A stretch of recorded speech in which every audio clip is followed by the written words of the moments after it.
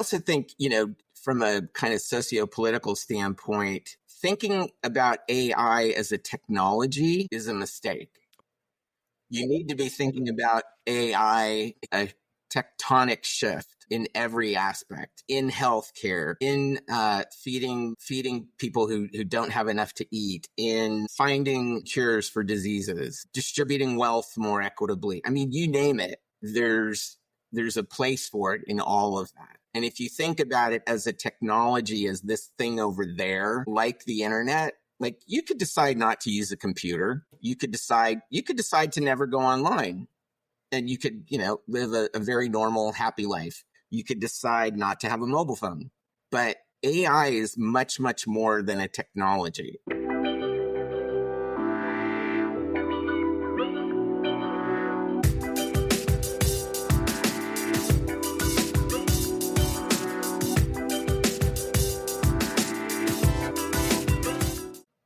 Welcome to another episode of Tools, Talents, and Techniques. I'm your host, Dustin Sutton, and today I have a very special guest. And one of the things I'm so excited about this is because here's a gentleman, a professional who has been working on efficiency and using AI, all the things that I love, that I try to do in my life and try to make things easier and better. And he's doing it for businesses and has a great background.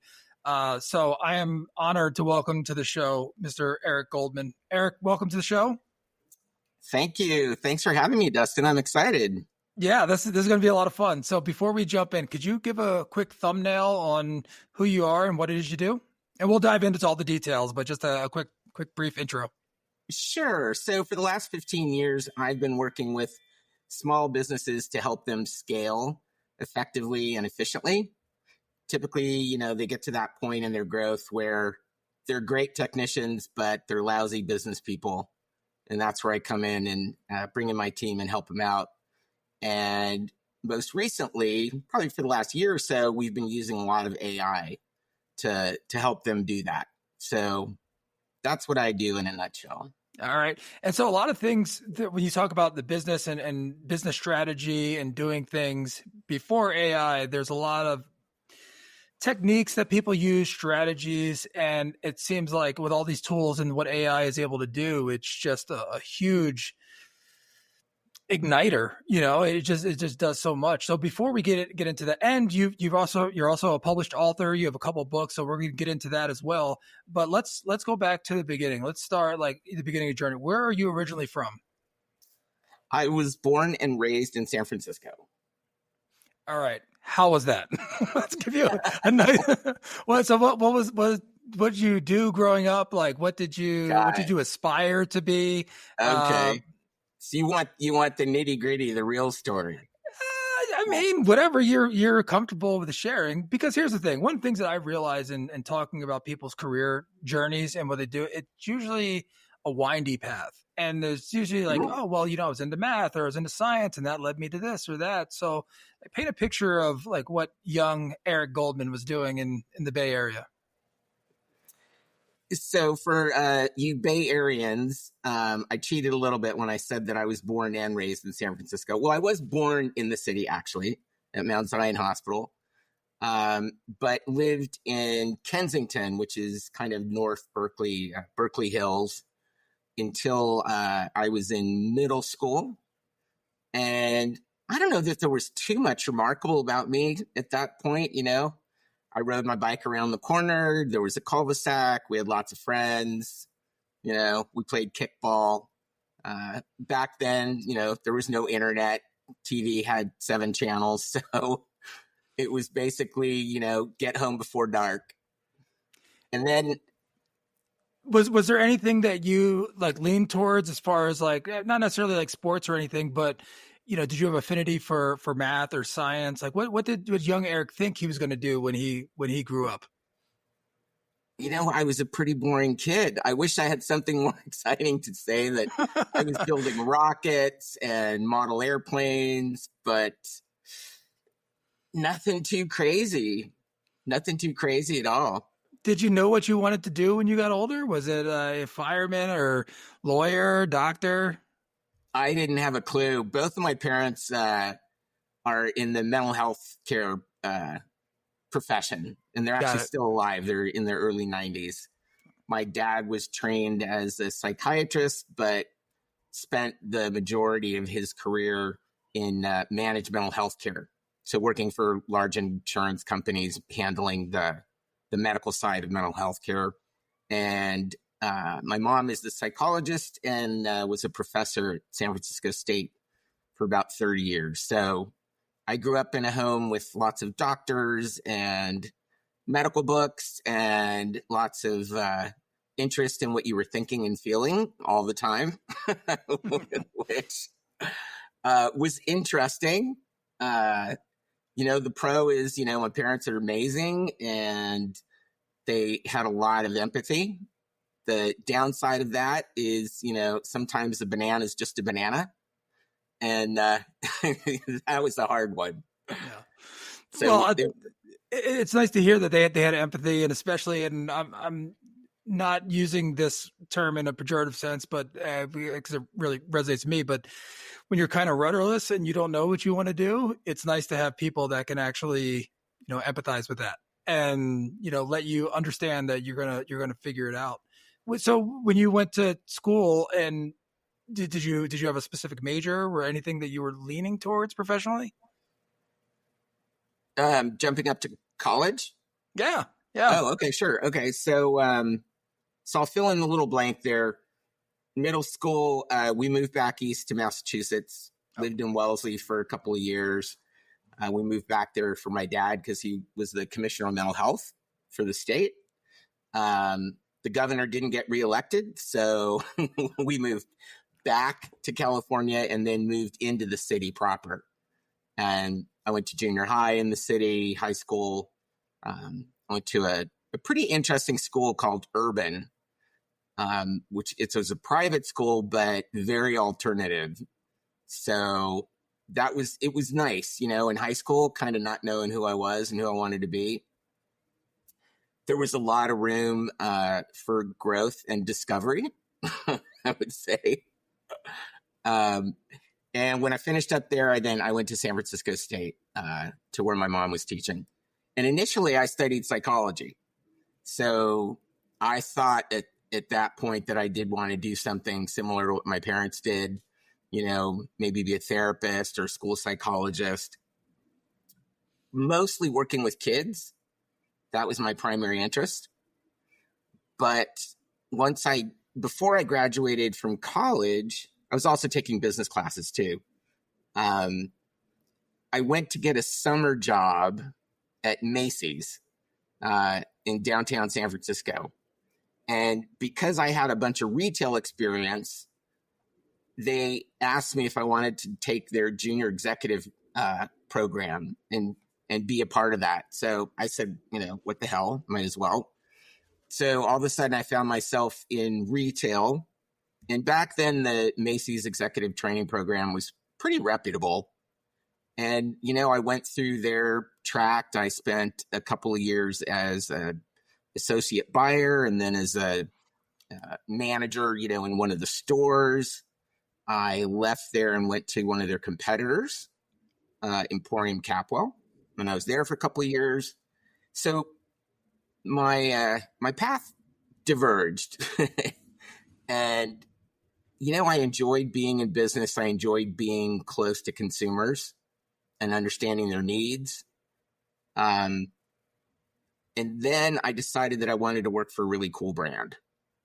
And I think that's the point where I thought, what do I want my legacy to be? What kind of companies do I want to work for? And I decided I wanted to work for Esprit. And how old are you at this point where you're having these considerations, like where do I take these skills and where do they fit? How old would you say you were at this point? Mid 20s. Okay. So I got a job at Esprit, mostly in operations and finance. And I spent about 7 years there. Super cool company. I mean, the people that worked there were the brand. So, it was a young, hip, fun, kind of irreverent lifestyle.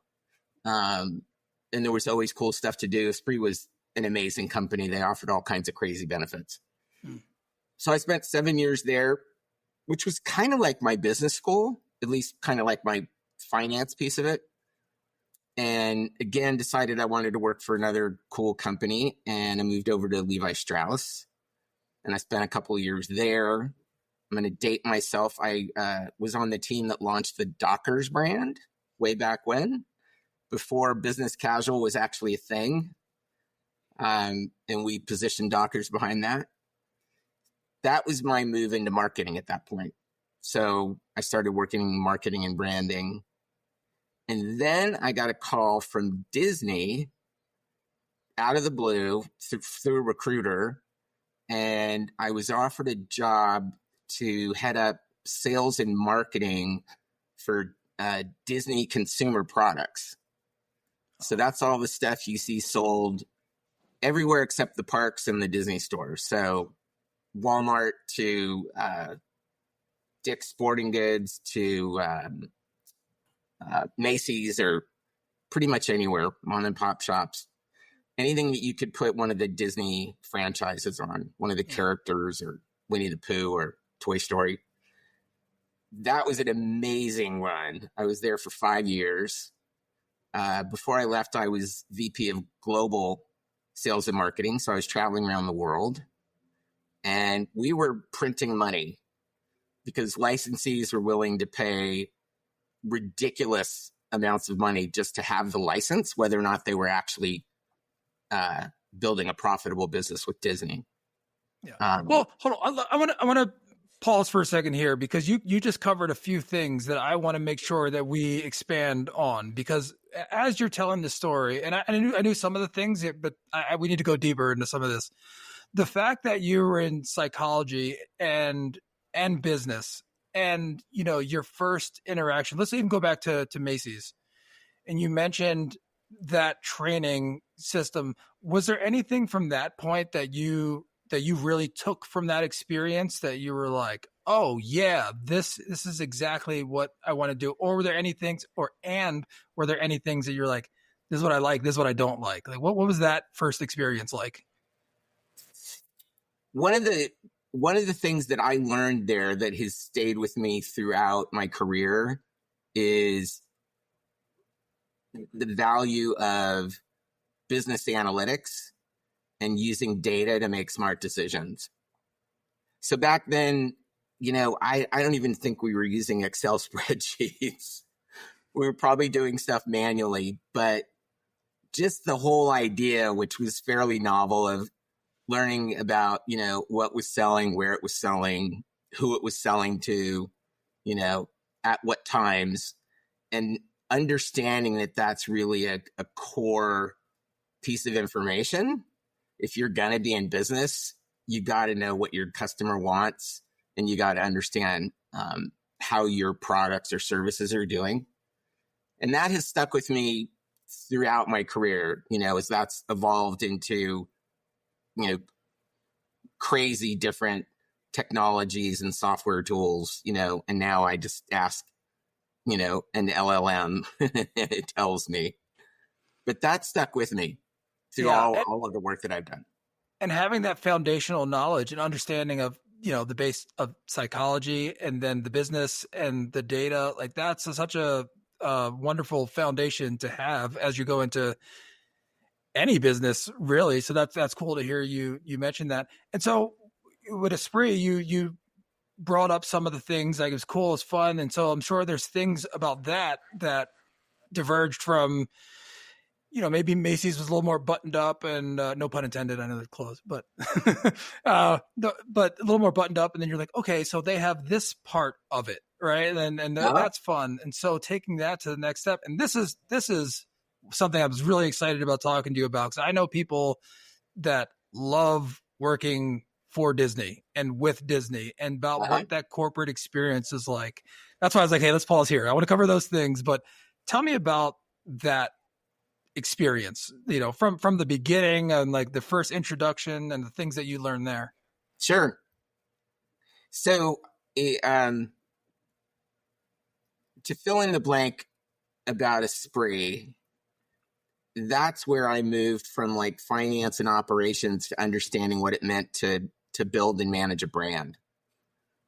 Because there was nothing more important at Esprit than the brand and the image. Even if the product sucked, even if it wasn't selling, it was all about the brand. And that migrated through everything that everybody did there. So that was very fertile training ground for understanding the power of brand. So, I had the psychology piece from school. I then got kind of the business foundation and understanding analytics and, how to understand your customer and what they're buying and what they want. And then I moved into the branded side of it, which, was kind of devoid of a lot of the analytics and the business side. That was just about, making sure that everything was cohesive and telling the same story. And that's when I then moved to Levi Strauss and then continued, working on a brand and launching Dockers. Moving ahead to Disney's a really interesting place. I don't know that there's another studio, certainly when I was there, which was in the late 90s, that spent as much time and energy and commitment to excellence. Everything that they do at Disney, whether you're talking about how a film is made, whether you're talking about a product, whether you're talking about an experience at one of the parks, and, if that's the hotel you're staying in, if it's the bus that you're taking from the airport to the park, it's just everything is optimized and strategically geared towards giving you a full-fledged immersive experience with Disney. And that was amazing being a part of that. And even though I was on the product side rather than the studio side, because we were creating and marketing products based on the films and based on the different franchises, whether they were, on TV or they were movies or they were characters in the park, we were always looking at what the creative was coming down the pike. So if it was a new film, we would see very, very early pencil sketches of the film. You remember those books where you would, you would turn the pages, and the little character would move, because it would be drawn a little bit differently.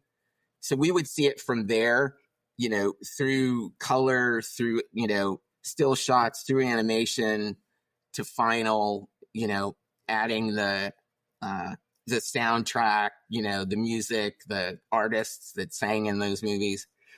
So that was really cool being a part of that and in contributing to that brand or franchise by honoring who it was or who the character was or what the message was. I mean, when they made films, even in the animated films, like when they made Lion King, they took a crew of like 50 people and moved to Africa for 6 months. So everything they did and everything that they created in animation was true to the environment and true to, even the way the animals moved and migrated and the people there. And they do that still, and they've done it for all their other animated films to make sure that they were really being true to the culture there. That commitment to excellence and how that permeates up and down the chain is something that I've heard and you experience in the final product. So do you feel, well, I don't know to tell you how you feel or ask you to try to pigeonhole you how you feel, but like how soon when you come into that type of environment do you feel it? Is it right away? Is it like you come into the door and you're like, oh, I need to step up my game? As an employee? Yeah, as a part of the organization. Yeah, absolutely. Even their onboarding process, which takes a couple of weeks outside of your whatever business unit you're in, one of the things that you have to do as an executive there is you have to experience being a walking character. So at the parks, there's characters that are walking around. You might not notice it, but they don't speak. And it is a real live person in there. And those people are highly trained, again, so they understand and know to their bone who that character is, how they move, how they interact with people, with guests, with other characters.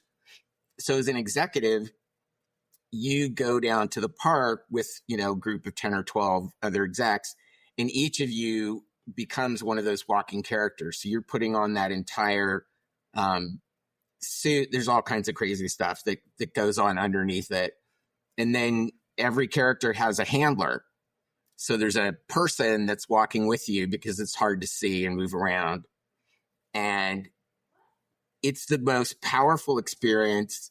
Half of the people that do it wind up in tears because the kids that come up to you think you're it.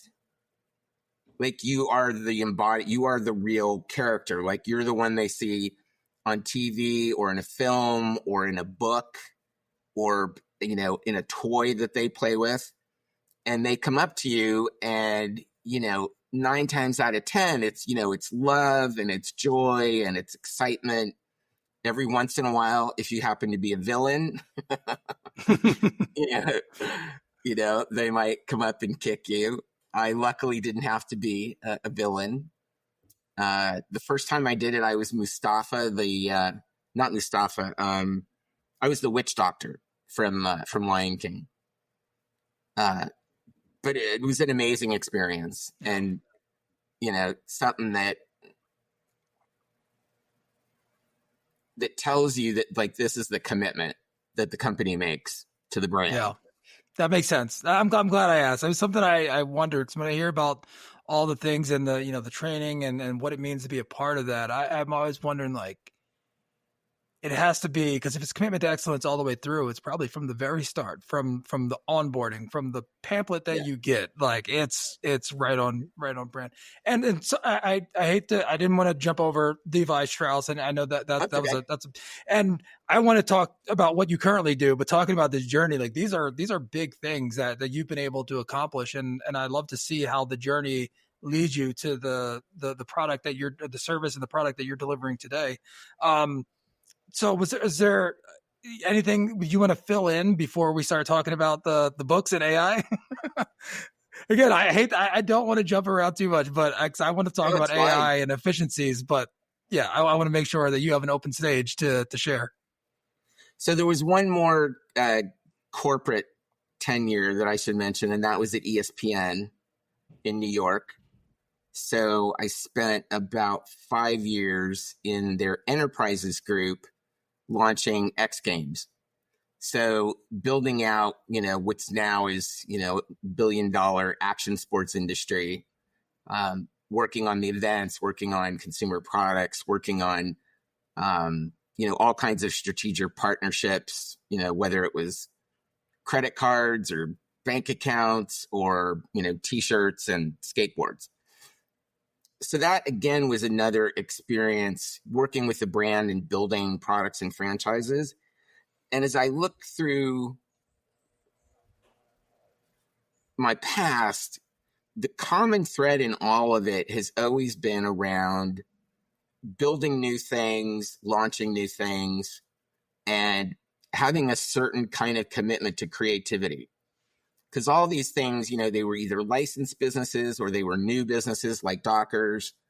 At Esprit, we were always launching new products and services and, reimagining how we'd communicate with our customers. And, and culminating at Disney and then ESPN, creativity was paramount. You couldn't just be smart or effective. You also had to be creative, and you had to be pushing the boundaries. It was an expectation, which was great, because I fed off that and I enjoyed it. And, It was a competitive environment, lots of, really tough people, but, kept me on my toes. And, that's what led me to consulting and, moving out and, opening my own business, was then being able to help other people build their businesses. I want to expand on the creativity part, because I feel like, especially me working in commercial real estate and working for some, even before commercial real estate, but working pretty large institutions, like creativity, I didn't feel like was valued all the time. It's more of, no, just do the job. And then me as a person, I was like, I like to do different things, I like to do this and that. So how wonderful an experience it must have been. I know it's probably not all perfect, but to work for these organizations where it's not only, desired, it's expected, like you need to. And so when you're working in those types of environments, were there, how did they foster that? How did they promote that and ask that of you? It's a great question. And the way that they fostered the commitment to creativity in most meetings was to challenge the status quo. So if you were presenting a new idea, a new vision, a new brand, a new product, people around you were encouraged to ask questions to push you, what if you were to think about it in a different way? Or, we know that our competitors are already doing that in their space. How do we do it differently? How do we differentiate ourselves? Which has also been something that I've taken with me throughout my career and with the work that I do with other companies, is how are you different and how do you do what you do better than anybody else? And until you can figure out what that is, you're going to struggle. You're not going to have the kind of exponential growth that you want. You might, kind of move along at a slow pace, but in order to grow at an accelerated rate, you've got to be doing something that is interesting, new, differentiated, and powerful. When you started your own business and you started consulting for doing all these firms, walk me through your foundation, and maybe this leads into your first book. Where are those priorities? Like how does it work when you come in and consulting? Like what do you look at first, and just walk us through the process? So I usually come in to organizations when they've hit the ceiling. They're at a point where, they've stagnated and people are frustrated. They're trying to grow. They've tried a lot of different new products or services. They're not profitable. It's, sucking up cash flow. People aren't doing what they want them to do. People aren't listening. People aren't paying attention, which most of the time means that the leader is not doing a good job of managing those people. It's not the people themselves. And they just don't know how to get to that next level and, how to make that hockey stick happen. So the first thing that I do with them, and it's going to sound pretty simplistic, but we sit down. Sometimes it's an owner, manager, partner. Sometimes it's a leadership team. And we put together an issues list. So it's, no idea is a bad idea. Doesn't matter how big, doesn't matter how small. Let's put every single issue we can think of, up on the board. And it's one of the ways to get everybody in that meeting to just get all of the stuff, out in the open. And it doesn't matter what it is. People might not even know if it's, just something that's particular to your area or department. The other thing that happens is people say something and it's something that nobody else wanted to say or felt it was uncomfortable. So I help to create that space where, it's okay to say those kinds of things. So we just get it all out.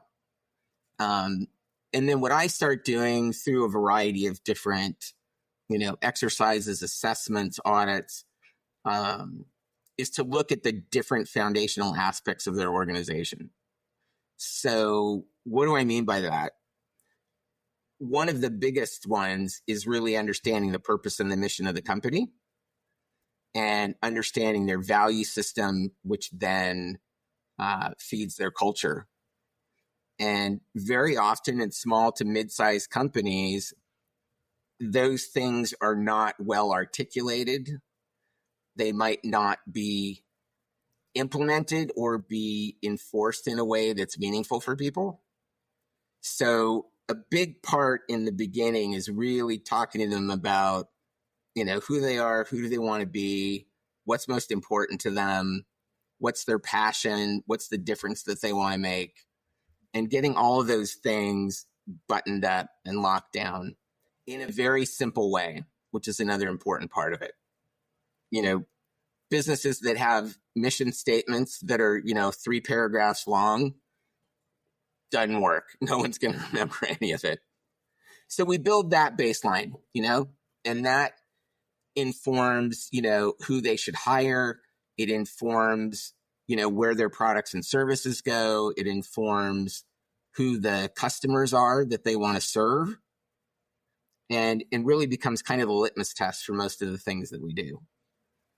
And then I start looking at the various functional areas of the company. So whether it's sales, marketing, finance, product development. And in some cases, they need help in every area. And in some cases, it might be just, 1 or 2 areas. And you find that out in the discovery phase when you're asking these questions and having people put those things on the board. And for your work and most what you've seen so far, like where are some of the biggest weaknesses that the company, or I hate to say weaknesses, I know there's probably a better word, the challenges that people have? Like where are the common, what's the common denominator? It's a great question, and I'll give you a couple of them. The first one is understanding the difference between a visionary and an operator or an integrator. So a visionary, which is typically the founder or CEO, they are out in the marketplace. They're looking at ideas. They're talking to people. They're making sure that their customers and clients are getting what they need. They're thinking up new ideas and new products all the time, new services, always generating ideas, which you need for the lifeblood of the company and the brand. That said, they're horrible about managing people and prioritizing things. And you do need this other person, which is making sure that all the stuff that needs to get done is getting done and that they're hitting all of their goals and that people have the resources that they need. And oftentimes in a small to medium-sized company, you have one person that's trying to do both of those roles and it doesn't work. And you find a couple of different situations. One is, that visionary side comes into a meeting and, dumps 10 new ideas on everybody. And all they wanted to do was talk about what's on their plate right now and how to get it done. And all of a sudden there's 10 new things and there's new directions. And, it's so disruptive. It's really hard to manage a solid business and move it forward. So that's one kind of management component that I come across all the time. And once I can get them to see the difference in those two roles and identify who does which one better, things become really clear really fast. So that's one component that I come across a lot of the time. Another one in terms of people is making sure that your people pass 2 tests. One of them is that they're a good culture fit. And the other one is that they're a good fit for their function and for their job. and they're very different things. So you might have a head of sales that's just blowing through all their numbers, just crushing it, but they don't embrace the culture of the company. And what happens is they're slowly just tearing away at it. And nobody wants to fire the head of the sales because he's bringing in all the revenue. But what they don't realize is that that person is also tearing away at the fabric of the company and does a lot more damage in the long term. So that's a big one. And helping companies to kind of go through that process and figure out which people need to go and which people need to stay. Another one that I find is, and again, this is the size of the business, is understanding that you're not the customer. I mean, maybe you are, but a lot of the time you're not. And, people make decisions based on anecdotal data and their own preference because they think they're the customer or that they know the customer well enough.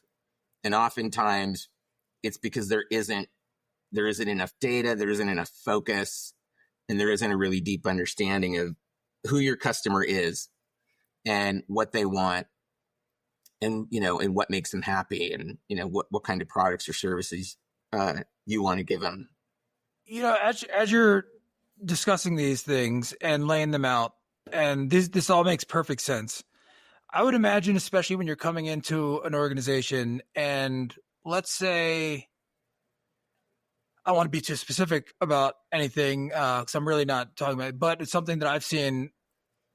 It's not uncommon that the things that people are doing and the mistakes, putting air quotes up here, that they're making, sometimes it's not malicious. Like they're not doing it on purpose. Even if it's the culture fit, like sometimes they're just like, that's just how I do things. And so how do you work through that when leadership is saying like, well, these are actually our goals, and you're finding out, well, actually based on what you said, these are your goals. Mm-hmm. You're like, am I right? And then you're like, okay, these are your strengths, and you place them. But how hard is it? And I know every situation is different, but how hard is it to really navigate that where you're like, I'm just working with what what I'm seeing and what you're telling me. So like, I'm not saying you're a bad person, but like you're the best fit to do this part of the role. Is that a challenge for you? It's always a challenge. Sometimes a big one, sometimes not as big. It really depends on the mindset of leadership. And if I'm coming in to work with them, there's at least a substantial appetite for potential change and transformation. Yeah. So they're open to the suggestions and these thoughts and the direction. That makes sense. And if they're not, and I do my best to try and discover this early on. And if they're not interested in the change and the transformation and the difficult parts of it, there's no reason for me to be there because I'm not going to be able to help them. Yeah, no, that's great. So what led you to write the first book? Was it, and let's talk about your first book. And I believe it was your first one, right? Because there's two books. The first one was Scaling Your Business, right? Yep, there you go, holding up the book. So was it all these lessons that and I'll include your books in the show notes as well, but like what was that impetus for you to say, I'm going to put this down and I can put this in something that people can read and actually take a practical guide to doing this? Well, not everybody can afford a consultant to work with them on these kinds of things. So I wanted to create a way for people with smaller budgets to do it on their own. And, none of it is that difficult. A lot of it can actually be quite simple. It's really about having, the rigor and the stick-to-itiveness to do it, to identify it, to figure out the solution, and then implement it and stick with it. And a lot of that has to do with management and people. But once you get the people side of it right, it's a lot easier to start embracing change and transformation. Yeah. And so through that, and then I want to jump to the AI stuff in a minute. So I want to make sure we cover all this because I Of love this stuff. course. But went through the process of writing a book because I've talked to several other authors, and they always like, yeah, I'm gonna write a book, and then they go through it and they're like, wow, that was way harder than I thought, which makes sense. What was that process like? How long did it take? Like, what were some challenges that you faced, and like, what was that whole experience like? The first one took 6 months. Oh, really? Oh, that's great. And I have never written fiction, so I would imagine that's a very different kind of journey because there's an emotional component to it. There's storytelling.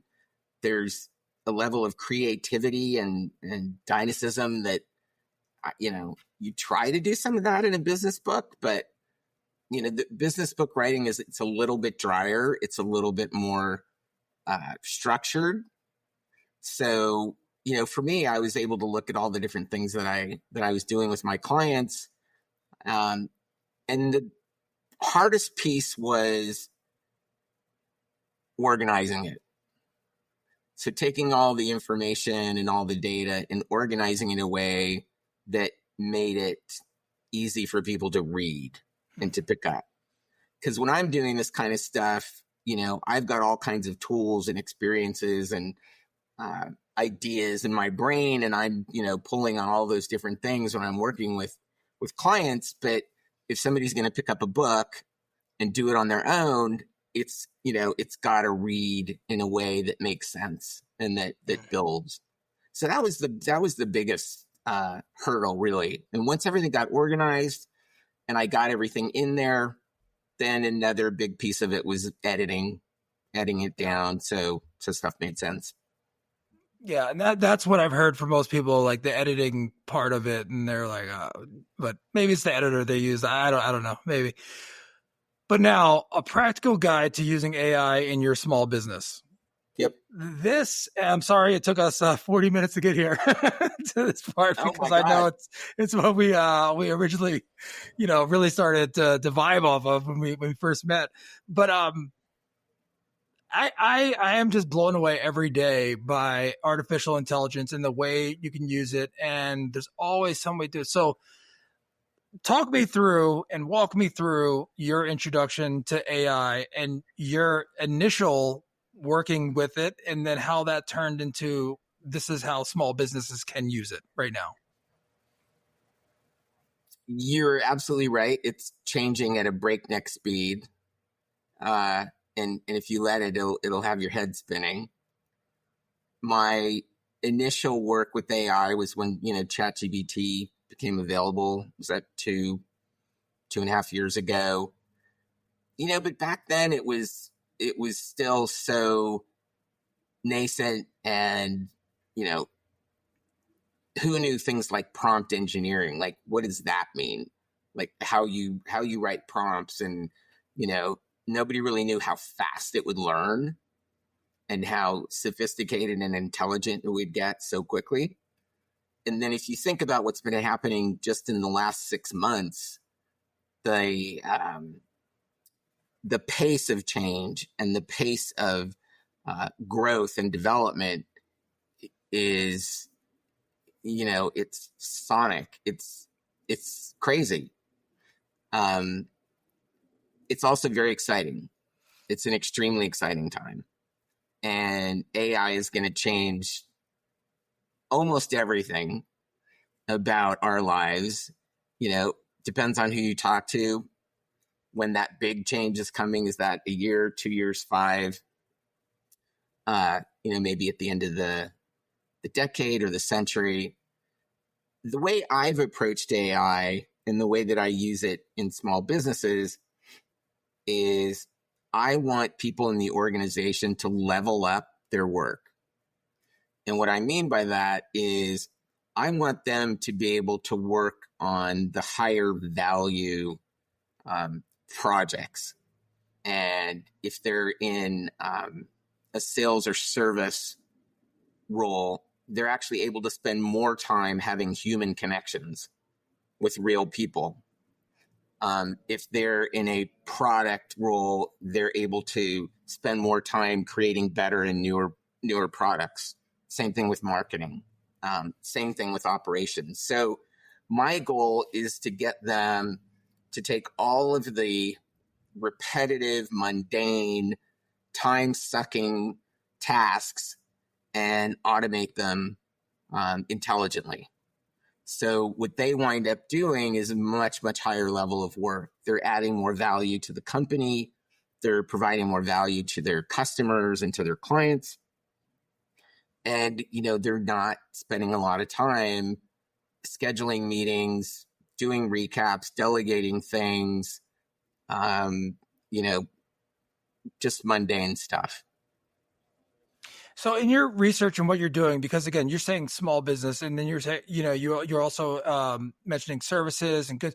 What are some of the are there any tools specifically? I know there's ChatGPT, the big one out there, but are there any specific tools that you highlight or that you've pegged for? These are some of the things that you can use for productivity. I have, and on my website, I have a directory of over 250 different tools, and I'll give you the links. You can put it in the notes here.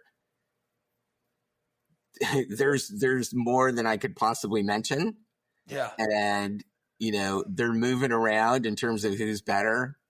I'll tell you, there's one product called Gamma, GAMMA, that's gotten pretty popular recently. I needed to do a presentation, and I literally went in and I just wrote in plain English, in the prompt, what I wanted, who it was for, some key details, and it created an 8-page PowerPoint presentation, beautiful visuals, really, really well done, well branded, in 5 minutes. Wow. That's amazing. And so with that, and is there a place there that you can, let's say, put your logo in there, your brand details, or just describe them, or can you drop actual JPEGs or PNG? Well, I don't think I've ever said this out loud. Is it called a ping or a PNG? What? PNG? Yeah. It's an image just file. PNG. Yeah. Okay. Well, anyway, could you just drop those in there and it'll add them to the presentation as well? Sure. I love it. No, that's cool. You can put in your brand colors. I mean, it's mind-boggling how well it does it. And then the thing is too, and I think this is where a lot of people miss out on the power of AI, and that is that it's an iterative process. So you ask it to do something, it does it for you. It shows you what it's done, whether it's explaining something or it's an image or a presentation. And there's stuff you don't like about it, and you're like, I didn't really get it that well. You just go right back in and say, this is good, this is good, this is bad, this didn't work, and here's why, do it again. And you just keep iterating with everything that you do. If you're asking it a question, and that's how AI works. It's intelligent, it learns. And I think that's where a lot of people miss out. They think, oh, ChatGPT, I tried it. I hear this all the time. I tried it. It was okay. I'm like, really? What did you ask it to do? And they'll tell me, and then they'll complain about the answer. And I'll say, well, once it gave you that answer, did you ask it why or where it got it from? Or did you challenge it? Did you tell it that you knew it to be different? And the answer is always no. And I'll say, well, why not? I mean, it's AI, it's artificial intelligence. So you can actually have a dialogue with it. Like, pretend that that's somebody sitting across the desk from you. They might not be as smart as you. They might not have your education. They might not be a subject matter expert, but have that conversation and see what happens. Yeah, and they will be quickly. That person will be. Yeah. And that's the beauty of AI. I mean, automation has been around for a long time. but automation is always based on, if then, if this, then that. So within basic automation, you're predetermining the choices and the decisions and the outcomes. So you've already figured out what those are. So they're limited. But if you have automation and you put AI into it and you give AI some leeway to make decisions, it will then become much more dynamic. It also keeps learning. So you're taking an automation, but people worry that it's going to sound like a computer or a robot. But the reality is, if you tell it the personality you want it to use and the way you want it to talk to people, and you can literally just tell it, then what it's going to do is figure out how to do that, and then how to do that so it's unique and interesting and personal to everybody that it's connected to. And it can do that because, it can go out in a millisecond and read somebody's LinkedIn profile. It can go out in a millisecond and go find articles that person's written. It can go look at their Facebook account. So it can understand who that person is, how they talk, what's important to them. So when they interact with them, even if it's just scheduling a meeting, there's a certain kind of familiarity that they can provide. And I think that's where a lot of people miss out on what AI can do. Yeah, I would 100% agree with that. And as somebody I've been working in AI for a few years now, and I use it for just about everything that I do, not just business but personal. I use it for a lot of things. And when I went to an AI commercial real estate technology conference, and I was there. And one of the cool things was that commercial real estate is pretty conservative, risk averse industry. And so but being at these conferences when there's people that are, this is what they do, like, and they're into technology and into AI. And so being around that, I won't say like, oh, I found my tribe, but like kind of like these are all the people in the industry that are trying to do things faster and better and being creative. And a lot of times in these tools, there's no one tool that does it all. I mean, ChatGPT can take you far, but I found different tools to do different things. And like for prospecting, I use one tool, and for, outreach, I use a different AI integration. And then for like putting together proposals, I use a different one. And now I'm going to be using Gamma pretty soon to help with the presentations as well. But I use a different tool for all of these things. And it's made my life so much easier and better. And in the end, it helps my team, it helps my clients, it helps my partner, it helps everybody in the process. And as more people become acclimated to it and learn how to use it and work with it and iterate, and I don't know, the future this is so much fun. It's so much fun, and that's why I thought like what you're doing and how you're doing it, and because sometimes like I don't know, I can't like. You can lead a horse to the water, right? But like the fact that you are teaching people and you're consulting people on how to do it, I think it's very needed, and it's going to keep changing. So there'll always be more opportunity. Yep. And it's I find it fascinating and fun, and with all the stuff going on politically and what's probably going to happen to our economy in the short term, being in and around AI where things are moving and growing, and there's just a ridiculous amount of money being invested. I feel like what I'm doing now is pretty recession proof.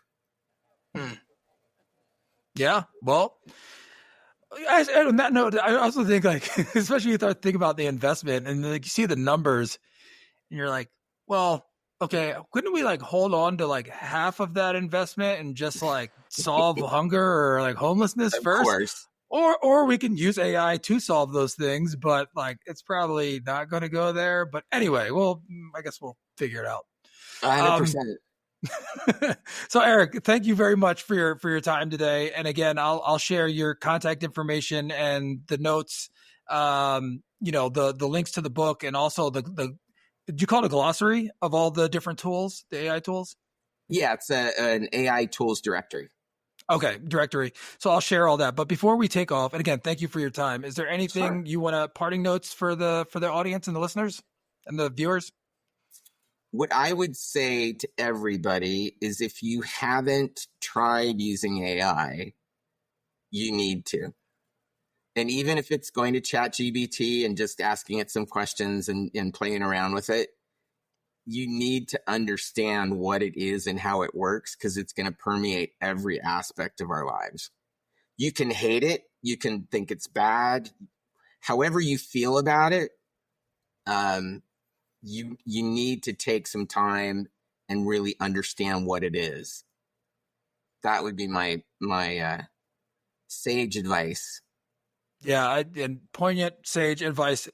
And I know it's not the same exact thing, but I imagine like when the internet first came out and people were like, or let's, Yep. people were like, no, I'm not sending an email. Like I'd rather write a letter. And it's like letters are great and all that stuff. But like if you're okay, let's say or Excel, like someone's like, no, I'm not using Excel like an accountant. Like I'm just going to use this abacus or whatever, like chart. Like I'm going to do that. It's like, all right, I mean, go ahead, but like everybody else is going to be doing this, and good luck.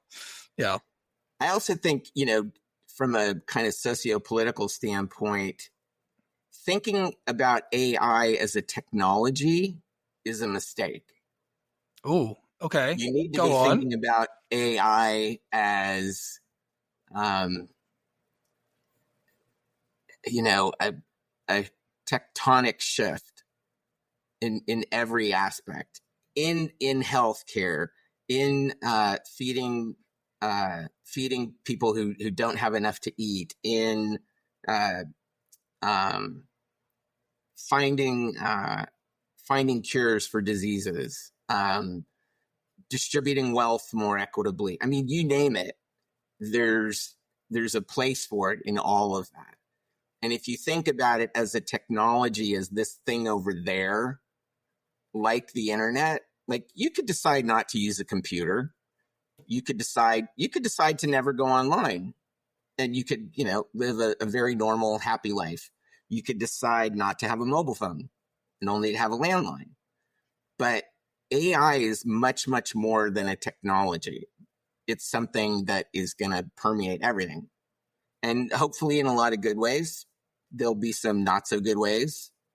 There's going to be a huge shift in the labor force, and we need to figure out how that's going to work. But understanding it, having some idea about what it is, I think is important. Yeah. Yeah. Well, Eric, thank you so much. You're Eric welcome. Goldman, thank you. Take care. Great talking to you, Dustin. Take care. Bye.